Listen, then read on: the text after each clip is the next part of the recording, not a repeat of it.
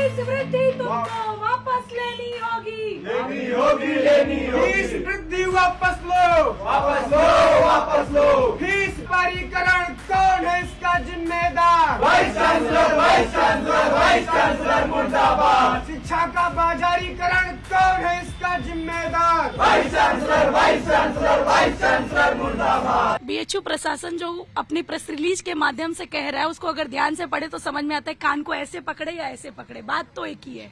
क्योंकि उसको पूरी तरह से जब हम पढ़ रहे हैं तो कहीं ना कहीं एक बार बात कही जा रही है कि कोई फीस में वृद्धि नहीं हुई, वो विद्यार्थियों को भरमाने का एक प्रयास है जो कि असफल प्रयास सिद्ध हुआ। उसके साथ ही वो दूसरी बार में ही अपनी उसी बात को पता नहीं कैसे काटते हैं, समझ नहीं आता कि पीआरओ जी ने उस दिन क्या समझकर वो प्रेस रिलीज निकाली थी। दूसरी बात में वो तुरंत स्पष्ट करते हैं कि जो बढ़ा हुआ शुल्क लिया गया था उसको वापस कर रहे हैं। फिर तीसरी बार में बात करते हैं कि आंशिक बढ़ोतरी की गई, तो वो आंशिक आखिर यहाँ पढ़ने वाले विद्यार्थियों के लिए आपको स्पष्ट करना चाहिए महोदय को कि यह आंशिक कितना है या आंशिक कितना शुल्क है, क्योंकि उस आंशिक शुल्क जिसकी आप आंशिक है आपके नजरिए में, वो यहाँ विश्वविद्यालय में पढ़ने वाले विद्यार्थियों के लिए न जाने कितना होगा। इसके साथ ही चौथी बात जो वहाँ कही जा रही है कि 22-23 के सेशन से शुल्क की वृद्धि की जाएगी, तो 22-23 की सेशन में भी पढ़ने वाला विद्यार्थी आखिर इतना अधिक शुल्क क्यों दे, ये भी एक प्रश्न उठता है। और विद्यार्थी परिषद की जहां तक रही बात, तो विद्यार्थी परिषद सदैव ही छात्र हितों के लिए लड़ने वाला संगठन रहा है।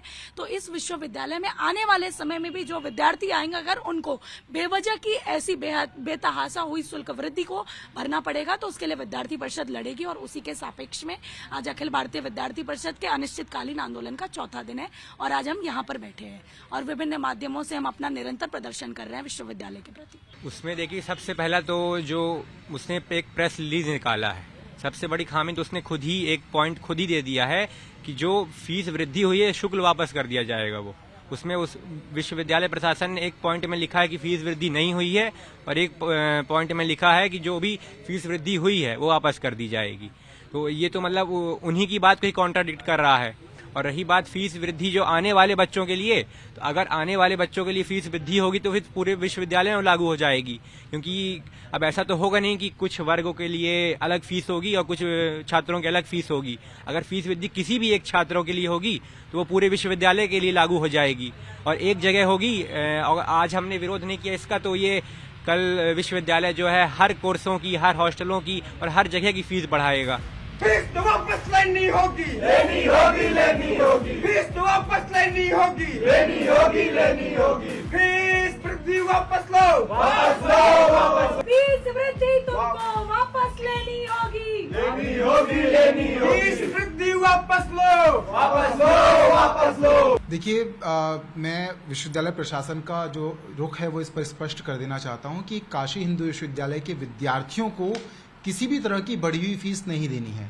जो भी फी रिवीजन किया गया है, जिसे इम्प्लीमेंट किया जा रहा है, वो वर्ष 2022-23 यानी कि अब आगामी सेशन में जो अभ्यर्थी विश्वविद्यालय में प्रवेश लेंगे उनके लिए वो फी रिवीजन इम्प्लीमेंट किया जा रहा है।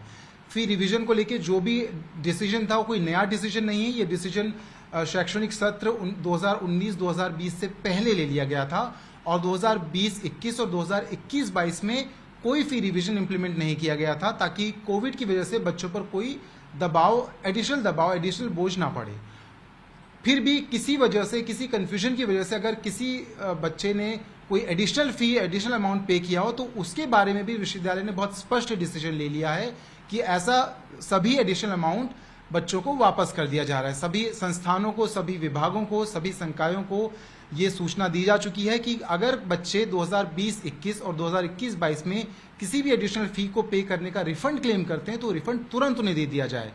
तो इसलिए एक बार फिर ये बात मैं स्पष्ट करना चाहूंगा कि काशी हिंदू विश्वविद्यालय के विद्यार्थियों को कोई बढ़ी हुई फीस नहीं देनी है। जो भी रिवीजन का डिसीजन है वो आने वाले अभ्यर्थियों के लिए जिन्हें 22-23 में एडमिशन लेना है।